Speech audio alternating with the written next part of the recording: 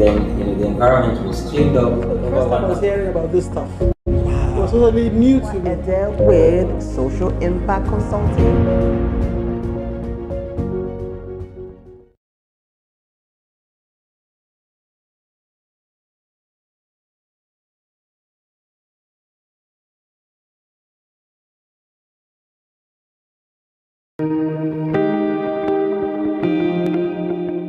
Hello everyone, my name is Efwa Elens Ede with Social Impact Consulting. I'm a development consultant with 20 years of experience working with NGOs, international NGOs, and bilateral agencies to work in project support, monitoring and evaluation, and civil society strengthening. So now, I saw that local NGOs lack the capacity to manage large-scale projects, which can in turn impact their various communities because they have the connection based on their backgrounds. So this made me create this channel so that I can add value to you for free once you subscribe to this channel and get notified of upcoming videos. I look forward to hearing from you.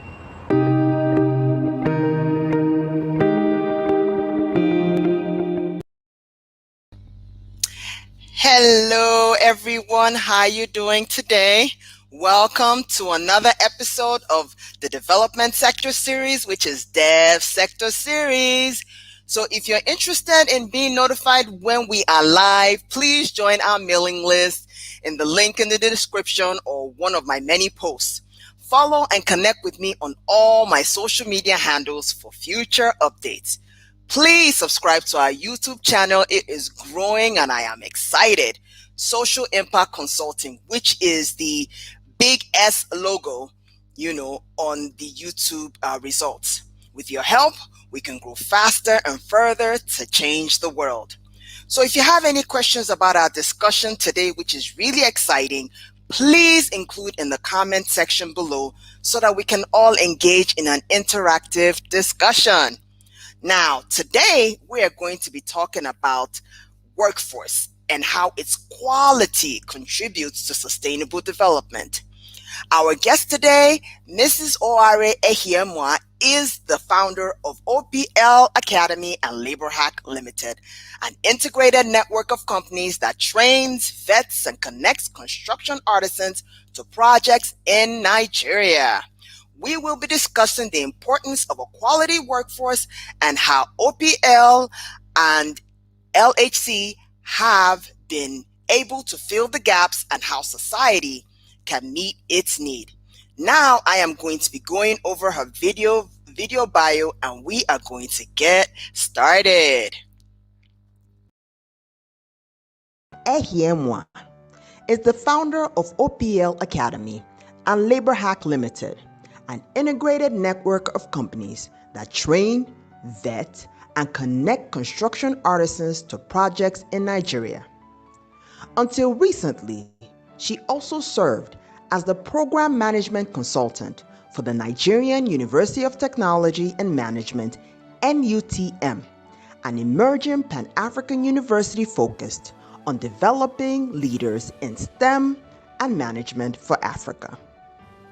Prior to this, Oare was the external relations lead at the African Capital Alliance, ACA, the first indigenous private equity firm in Nigeria with over $1 billion assets under management.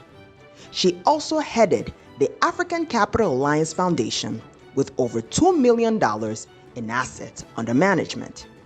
She has over a decade of professional experience in human resources, industry relations, and social development.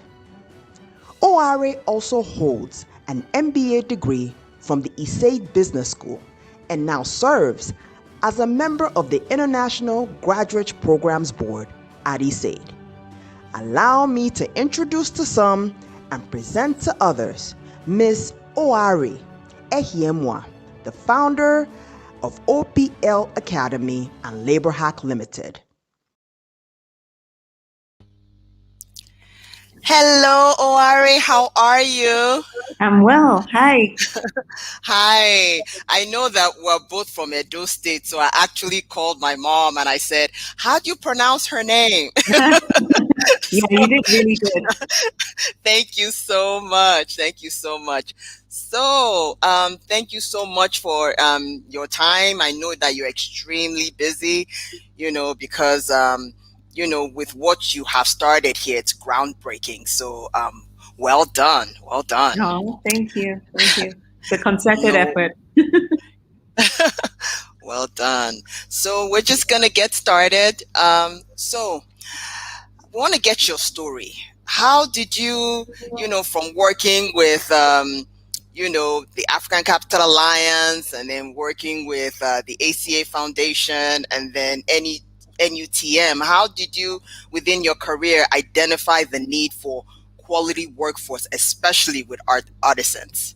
Yeah, no, it's a good question. I mean, I've always sort of thought about, the issues around youth development in Nigeria. And I knew that I wanted to sort of play in the space. I just wasn't sure where. And all these experiences obviously contributed to like my development, my personal development. And when the time was right, I felt that it was time to start OPL Academy. I was considering what industry to sort of focus on, and the construction industry really stood out to me for various reasons. One, it's a very large employer of labor. I believe it's like the third largest employer of labor. However, many of the local artisans in the industry come from neighboring countries like Togo, Cotonou, or sometimes even from other continents, right? And this is due to a lot of factors, especially the top 10 construction companies in Nigeria or any company that can afford it. They would rather take an artisan from abroad who they are very sure of the quality of their work, and pay them, 3 times, 4 times, 5 times even what they'll pay a local artisan just to get the job done right the first time. So essentially, there's a trust issue, right? There's an issue of trust. And so that's why usually you find that local artisans are bypassed for foreign artisans. And we conducted a survey with about 15 CEOs of construction companies in Nigeria. And what they told us was, we know that the education system is broken, and a lot of these people are probably not coming in at par with their peers in Europe or other parts of the world. But there's a mindset issue, right? Their attitude to work isn't great. And if that could be fixed, then there's actually a runway for us to work with them and connect them to opportunities. And so that's kind of how we sort of focused and landed on our decision to work with local artisans in Nigeria, upskill them, and then connect them, serve as a bridge that connects them to opportunities. That is very interesting, because I know in my network, I know people who are building or are builders, and this is the same issue they have. They get the Togolese from Cotonou and other neighboring countries to do the work right the first time. So that is really something that you now became that go between, Yeah. So now, you identified the need, said, Yeah. okay, this is what's needed. You did a baseline assessment. So now, what's the story? How did you all get started, and how did Yeah. everything kind of come to the way it is Yeah. now today? Yeah, I mean, I think I mentioned earlier that I've always been passionate about youth development. And right from a young age, when I left, university, I started my career in human resources, right? So responsible for recruitment, connecting young people to opportunities, also helping them out along their training and career development. I did that for about 6 years, and I was happy. But then after a while, I felt like I had the capacity to do more at scale. And so that's when I decided to enroll at ESADE Business School. So I spent about 18 months abroad, just broadening my perspective, my mindset. And then I decided to come back to Nigeria. Everybody thought I was crazy. But I obviously feel that, there's a lot of work that needs to be done here. And I've always felt connected to like my destiny and, just trying to make an impact back home. So I came back to Nigeria, joined a private equity firm, worked there for about 3.5 years. I was external relations, which is a dual role. So managing industry players on one end, but also managing the foundation for the private equity firm. So that I got a chance to fund local NGOs, help them develop their KPIs, just sort of monitor them on the job. And after a while, I felt ready to start OPL Academy. And, you know, I did a lot of concept note writing. So just kind of trying to, you know, figure out what space I wanted to play in and how I wanted to do it. And for the reasons I mentioned earlier, I decided to focus on the construction industry. But again, you know, I had mentioned that there's a huge education problem in Nigeria, especially at the vocational training phase. And so we decided that where we were going to settle would be the sweet spot between people who have already been technically trained, who've gone through some sort of government technical college, or maybe have worked as apprentices under someone for a number of years. We'll vet them, and then we take them through a finishing program, which focuses on soft skills or professional skills development. And so, you know, we just sort of finish them out, help them become well-rounded professionals, and then connect them to opportunities through our sister company, Labor Hack. Another thing that we do is, because we're building this community, we now have the opportunity to give them access to lifestyle benefits. So things like microcredit, micro healthcare insurance, right? Just to improve their lifestyles overall. And so far, it's been an interesting journey for OPL. We've trained about 700 artisans since we graduated our first class in 2019. We have plans to scale up to 25,000 over the next 5 years and 100,000 over the next 10 years. But our longer term plan is to train up to 1 million artisans as our first really key milestone, and to give them access to opportunities that would guarantee income of at least $1,000 a year, right? Excluding the lifestyle benefits that I mentioned earlier. And Labor Hack is a critical piece, right, for helping us achieve that, because it's a digital platform that we've formed now online that's able to give customers direct access to artisans. So you can request for an artisan, and then the artisan can come help you out with projects in your home. Or if you're a business, you can, on a contract or full-time basis, engage an artisan to work for you. Or if you have a project and you need a team of artisans, again, you can contact us, and then we can give you access to those. So these are some of the ways that we built an integrated system to ensure that we're not just training and vetting, but also connecting them to opportunities on an ongoing basis.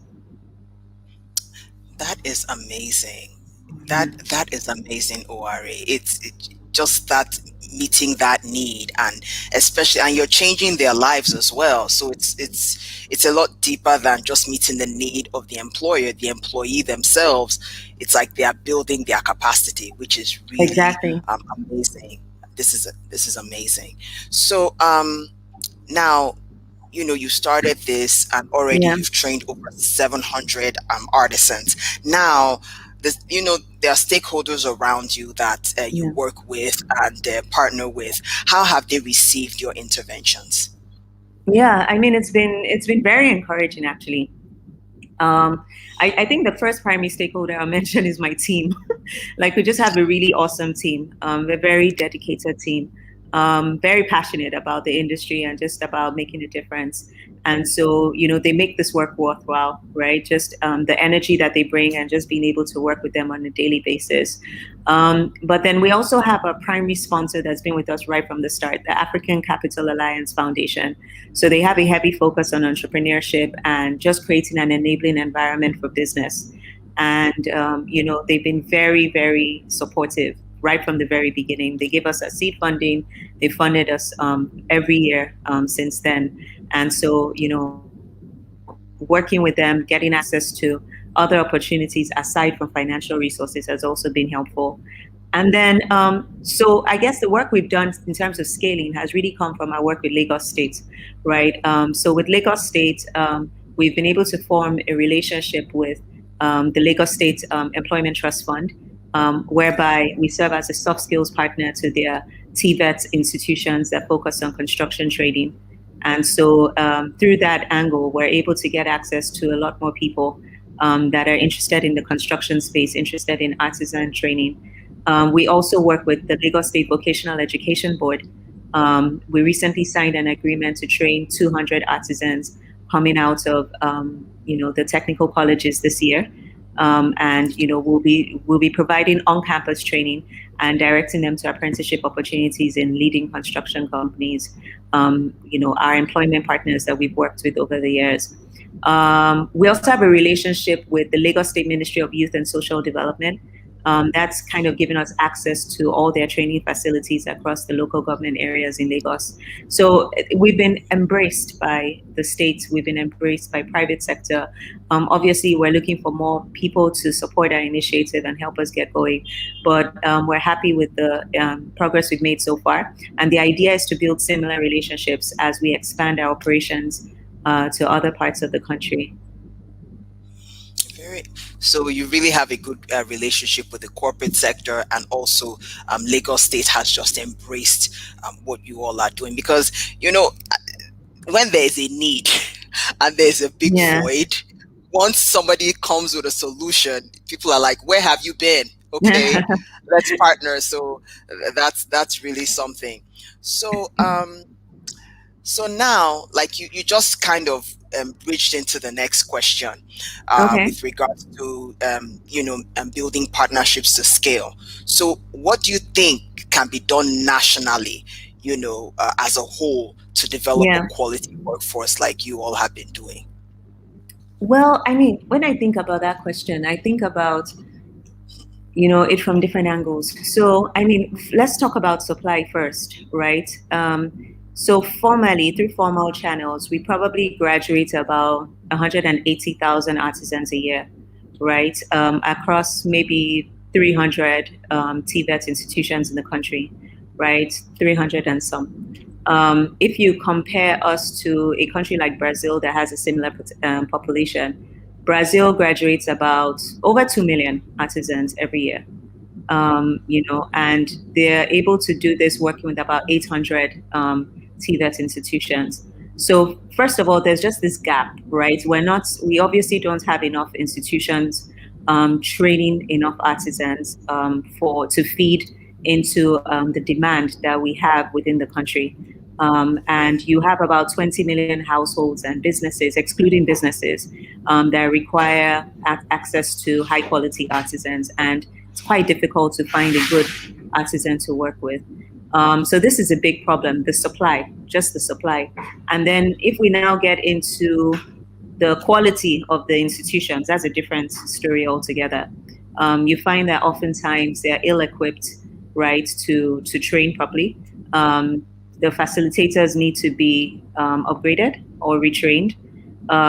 You also find that there's a disparity between the curriculum and what the industry needs, right? So you find that at the end of the day, we're churning out artisans that companies don't really recognize their value because their skill sets are not aligned with what they're looking for at the moment. So these are some of the big problems.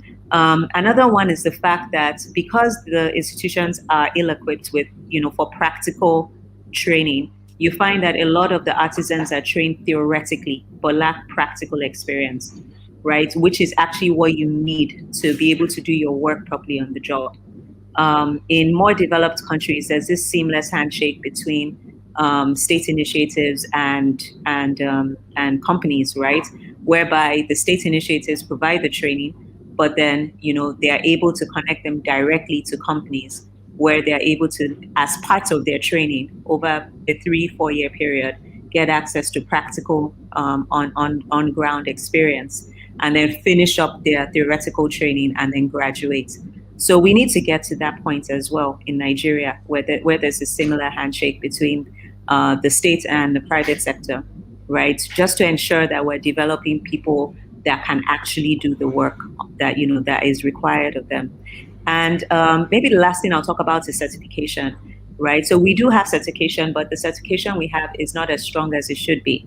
So it's not really recognized by companies, right? So you find that as at OPL, we use the City and Guilds certification, which is a UK-based certification program. And we've been able to train our artisans and connect a few of them to City and Guilds where they've earned the certification. And they are now able to work not just here, but other parts of the world where the certification is recognized.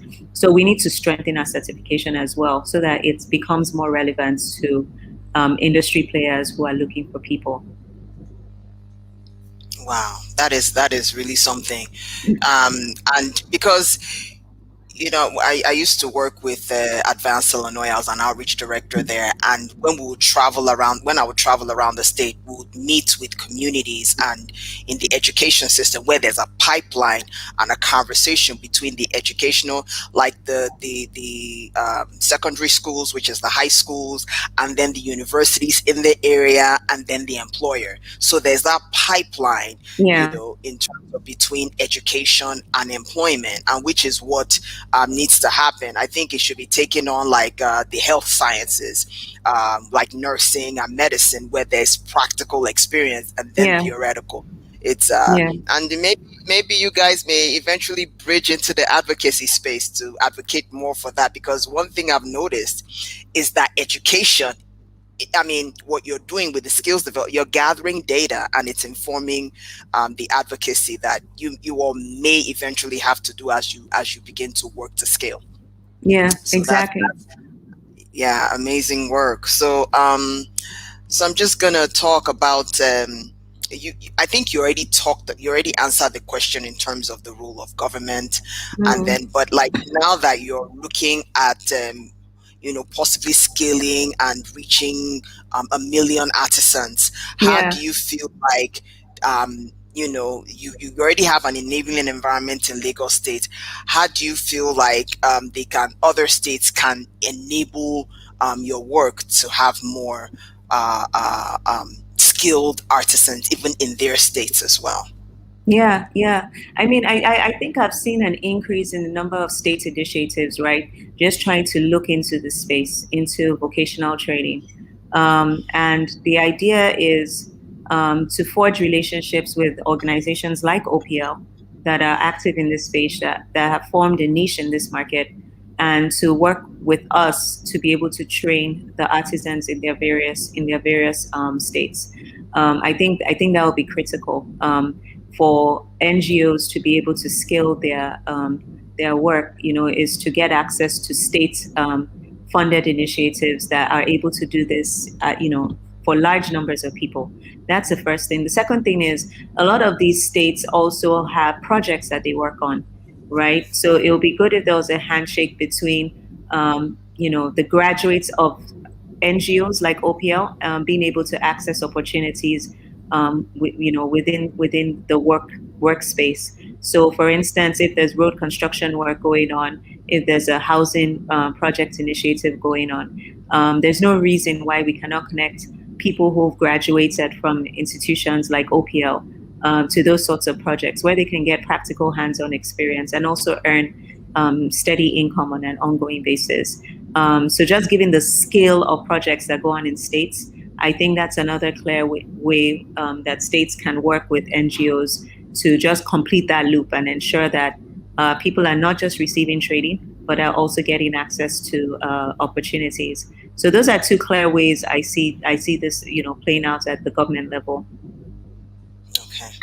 So you're talking about like possibly the nonprofits being able to scale their work by partnering with the states to implement state-funded interventions, and then for the state to also partner with with organizations that graduate skilled artisans to take on their projects. Just like a state like River State, where the governor keeps launching projects just about every week. That can be a good inroad for artisans to actually build up and get access to opportunities. And then obviously there are those ones that we don't really need to mention, which is upgrading TVETs, right? I mean, just upgrading facilities, getting them to the point where they're well equipped and we have the right sorts of facilitators that can train these artisans, creating more TVET institutions, looking into certification, looking into curriculum development. Those are issues that I'm pretty sure the government is already aware of, but we need to move away from just an awareness to actual implementation, finding solutions to these issues, because the population is extremely young, and then we're going to have a huge problem on our hands if we're unable to take care of these issues early enough. That is really amazing. Again, we're having conversations with Oare Ehiemua from OPL and Labor Hack Limited. If you guys have any questions for her, please put that in the comment section so that when it gets to that point, she will be able to happily answer your questions. Okay, so thank you guys so much for coming. I have Willis Juma, Onye Kanwu, Victory from Oka. I have Dr. Bridget Egbohan from Lagos. I have Mr. Greg Inaholo watching on his way to Benin. Douglas Solomon from Taraba, and Miss Victory, she's looking forward to possibly partnering with OPL and LHL in Anambra State. So thank you guys so much for coming. If you have any questions, please put it in the comment section. We're going to continue our discussion, and I'll be looking out for your questions.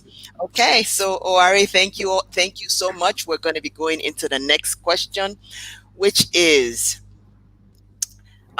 you've already, from the beginning of our conversation, you've been talking about scale already from the onset.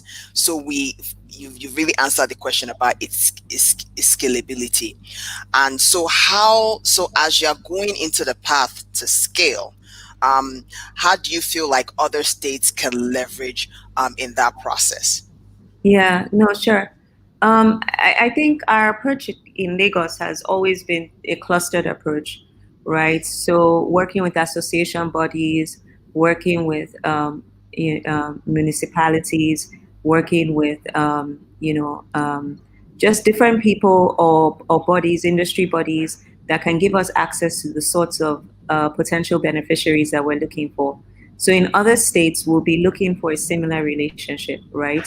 So a similar relationship with the association bodies, with the state government, with anyone that has access to a potential pool of artisans that we can work with. Another way that I think that we could work with other states is just trying to, because our program is relatively cheap and it's also replicable, we'll be looking for NGOs in other states that sort of buy into our vision, what it is that we're trying to do, and are willing to replicate our curriculum to be able to train artisans within their state. So obviously they are the boots on the ground, they are the people over there. So they can do the job of sourcing for these beneficiaries, training them, and then, all through access to grant funding. So again, that's another way, finding like-minded NGOs in other states that are willing to serve as replicators of the OPL program is another way we think about scaling. And for us, it's just a question of, first of all, knowing your market. I know that when you think about youth unemployment in Nigeria, there's a high rate of youth unemployment, particularly in the northern states, right? But you find that the northern states and also other parts of the country can be quite peculiar. So we're not really trying to do everything ourselves. We're really looking to partner with people on the ground who understand what's going on, who understand the local terrain, and can really help us get things going over there. That is really something, because the new language in the development sector now is partnerships. Yeah, it's of building course. partnerships and alliances to better scale your work. So that is really something, being in line with that. So we're just gonna go a bit more macro.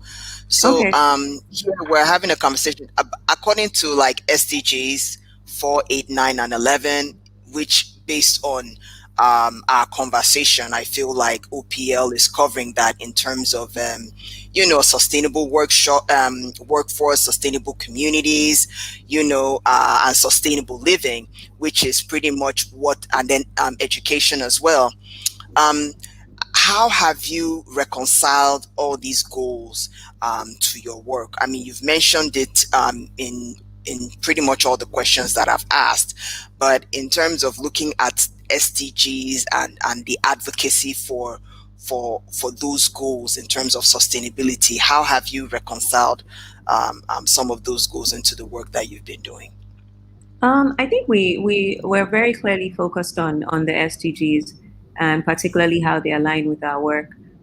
If you look at the training programs that we run, the soft skills training programs that we run, very tightly focused on education, right? The idea behind that is we offer like 5 core modules on soft skills that really focus on areas that we know that artisans have an issue with, ranging from communications to critical thinking, problem solving, emotional intelligence, and teaching them ways that they can control their emotions on the job, particularly working in a high stress environment like a construction site, for instance. Courses around leadership and ethics, particularly how you're able to develop yourself as an individual without waiting for someone, being able to debate critical issues around corruption, which is very rampant in the industry, as well as ethical behavior. So what constitutes as ethical behavior? What doesn't constitute as ethical behavior? Exploring those gray areas with the artisans and helping them think through that so that they can make better decisions on the job. Talking about managing the expectations of your clients, not lying about where you stand in the process of delivering their work, just being able to manage through communication what's going on, and then ensure that you almost like under promise but over deliver, right? So ensuring that you always keep your clients satisfied, which will guarantee you referrals and repeat jobs, right? Because oftentimes a lot of these artisans are short-sighted, and they're thinking about the immediate pay, and they're unable to see that the consequences of their behavior today could affect what they're able to get tomorrow. So we just try and open their minds to all these realities. And then we obviously do courses around personal grooming, around drug abuse. Some of these artisans resort to drugs to keep their energy levels up. So it's an issue that we also address. And then we have computer literacy classes as well, which we offer, teaching them basic Word, Excel, PowerPoint. So there are a host of programs that we offer at OPL Academy just to train these artisans and get them ready for the workforce, to ensure that we have quality artisans working on projects, people who can think for themselves, who are proactive, who communicate well, who listen, who follow instructions. It's critical. And those are and who just carry values, critical values with them. And because we're building a community, it's a support network. So even though people they work with on a daily basis may not exhibit similar values, they do know that they have a community behind them of artisans that are trying to do things the right way as well. And they can always lean on that community whenever they need to. And then obviously the fact that we connect these artisans to opportunities is a huge focus on economic empowerment, right?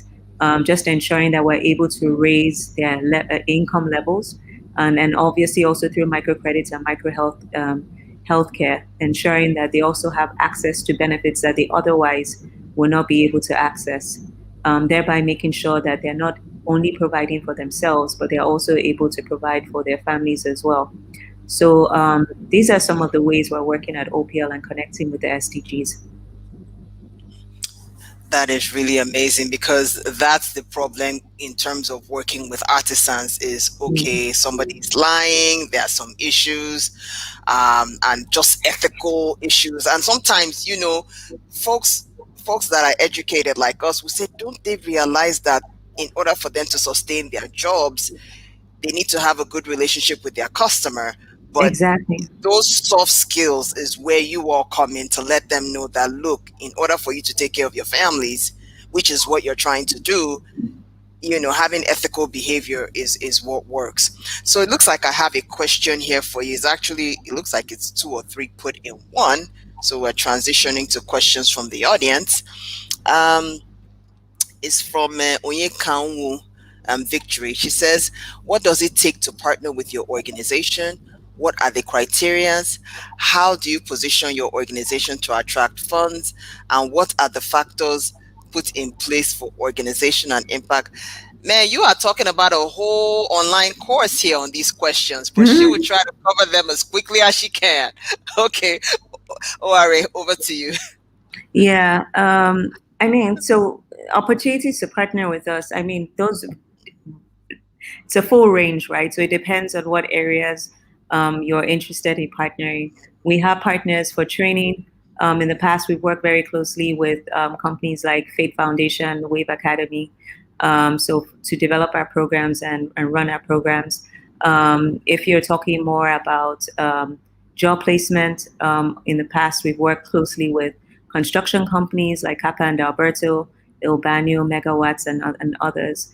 If you're talking about just lifestyle benefits, we do have partners, microcredit partners, we have micro health care insurance partners, we have tools partners, right? So people that give us access to tools at affordable prices, which you can pass on to our artisans. So it just simply depends on what your area of interest is.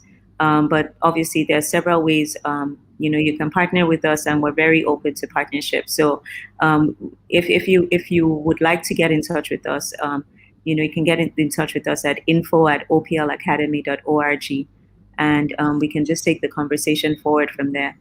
And how do we position ourselves to attract funds?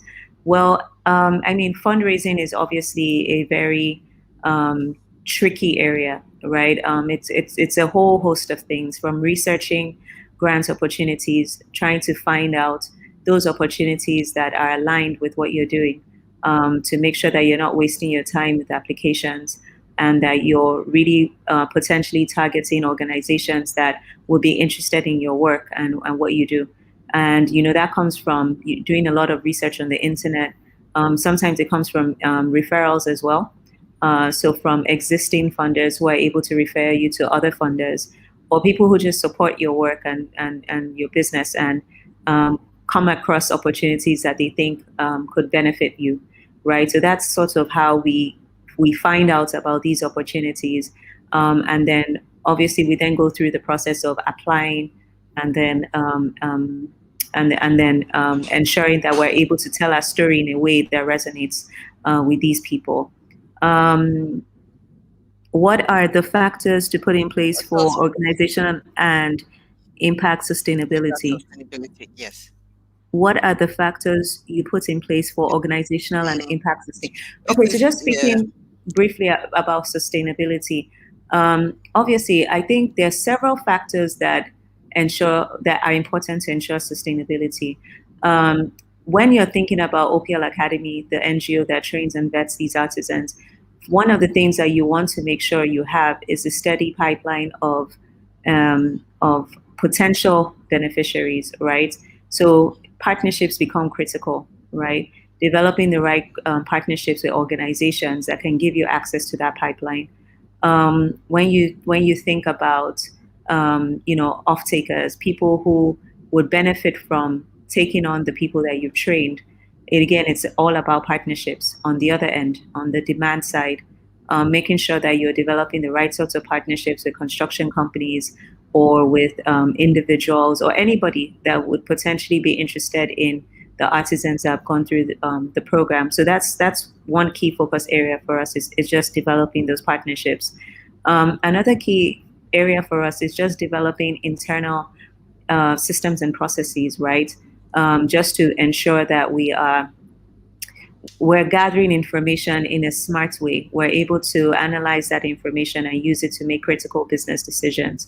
And so having the right tools to help you do that, having a team that's focused on that is also key, so that you're not just trying out different things for the sake of trying them out, but ensuring that they are aligned with what your potential beneficiaries are talking about. Because a lot of times we end up developing solutions that really are not based on any real demand coming in from the people that you're trying to serve. So ensuring that you have a channel for reaching the youth that you're looking to serve, and that you're hearing their voice and getting their feedback and using that to develop your programs is critical.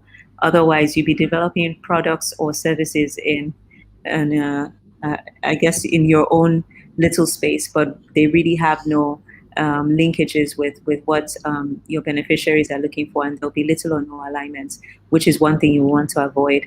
And then also making sure that you have a good way of monitoring and measuring impact is critical as well. And we try and do that in several ways. We look at the numbers of people that go through our programs. We look at the attrition rates, how many people do not finish. We look at the quality of the training through feedback forms. Was it well received? We do several tests to assess learning, right? To make sure that there's been a change in behavior. And it's not just a situation whereby people have, head knowledge, but really no practical, no intention to practicalize what they've learned on the job. And then also working closely with off-takers to get their feedback on the people that now work with them that we've trained, just to see if there's a difference between them and just other artisans that they work with.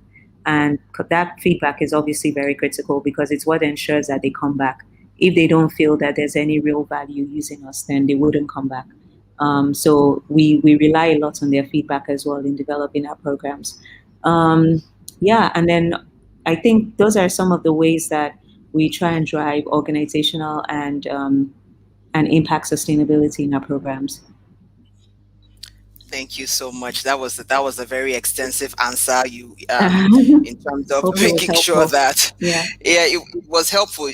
What you pretty much talked about was impact monitoring, and really getting the information to design your program and actually active monitoring and evaluation. So that was quite extensive. For other institutional strengthening and systems, I have an online course coming up. Make sure that you sign up, if you want to be successful like OPL. So now, so I have a few comments here from Dr. Bridget Egmohan. She says, it's a known fact that the skills artisans like the tilers, painters, bricklayers, etc. are from Togo, Ghana, Benin, and other West African countries. How do we get access to your trainees? Mm-hmm. Yeah, so I'd mentioned earlier that we have a sister organization called Labor Hack, right? That's www.laborhack.com. And it's spelled the American way, so LABORHACK. And so that's an easy way for anyone who's looking for trained artisans to be able to make a request and get access to these artisans. And they're available on contract full-time basis. They're also available for short-term projects or whatever the case may be. So that's clearly one way that you can get access to them. Okay. So it is that correct? Laborhack.com. Let's see. Did you put that in? Yes, it's on the bottom. There we go. Yeah, that's it. Okay. Yeah. Okay, so that's the website. So if you're interested in trying to get artisans to work on your projects, that is a good way to put it. And another last comment that was mentioned as well, and I think you said is actually done in with OPL Academy, is they're saying that let ethics be a big part of the training. No, honestly, it's a good point. And we do that in several ways. We do that. So in our actual training, the leadership and ethics program, we have those conversations around, what is ethical behavior on the job. And we usually get the examples from the artisans themselves who are asking that question. They're like, oh, this actually happened to me while I was on the job. What should I have done in this scenario? Right? And then we open it up for discussions, and then we give our recommendations at the end of the day. So this could range from anything from, is it right to use a client's toilet if you've been asked to come in and fix it, right? Or if you go to a client's house and you're smelling, right? And the client asks you to leave, do you think the client was right or was he wrong? There's questions like that. And we also have talks that goes, it's a live chat we have, whereby we're able to, just use case studies, and then the artisans respond in real time and tell us what they think. So we try and make it fun. We try and make it very interactive, and we just debate on these issues. And then obviously things around stealing and all that. It's something that we discuss during the course of the program. And what we really focus on is the whole idea of long-term, thinking long-term, right? Long-term benefits versus just short-term gain, right? And just trying to reorient their thinking that way, so they make better decisions overall. Okay. Thank you so much for that. So, well, we're about rounding up. So we just wanted to find out to get your final thoughts. No, I think this has been a great discussion, Efwa. Thank you so much for the opportunity.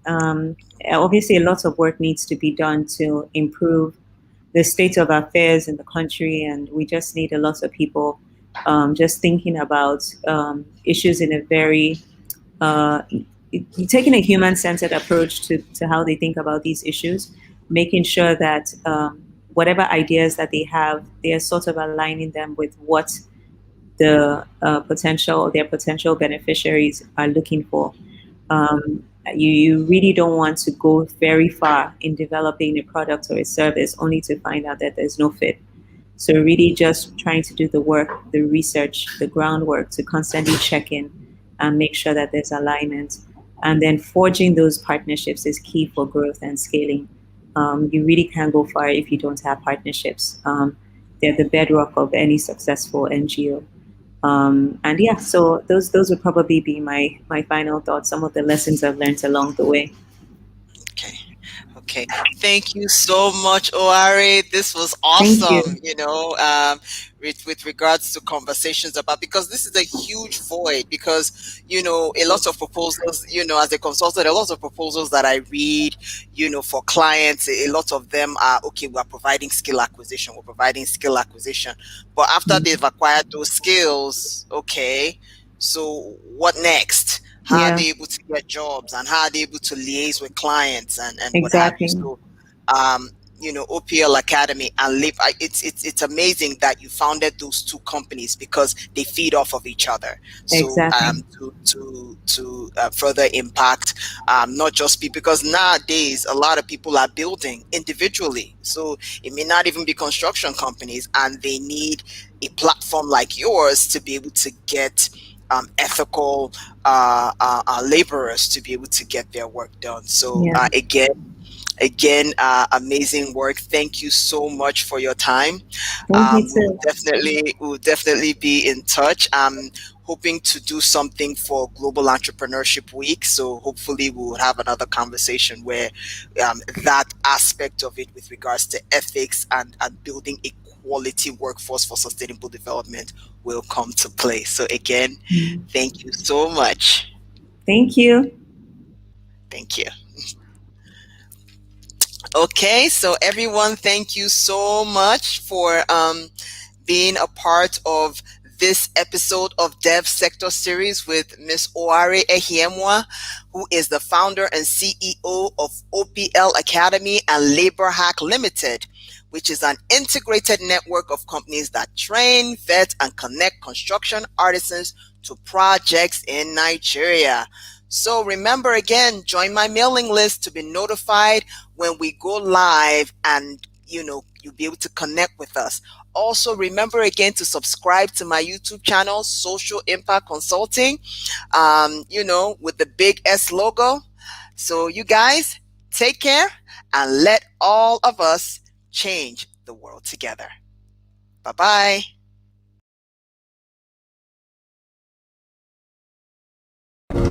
Then the environment was cleaned up. The first time I was hearing about this stuff, it was totally new to me. With Social Impact Consulting.